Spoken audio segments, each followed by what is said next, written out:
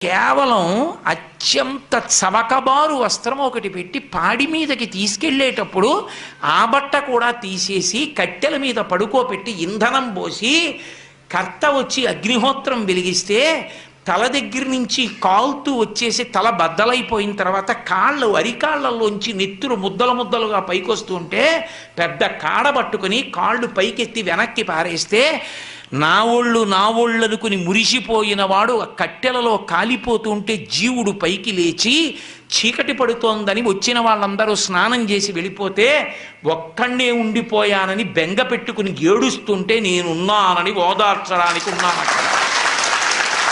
నేను లేకపోతే చచ్చినవాడు చస్తాడు పార్వతి అందుకున్నానన్నాడు. అది ఆయన ఔదార్యం. చేతకాక అక్కడ ఉండలేదు.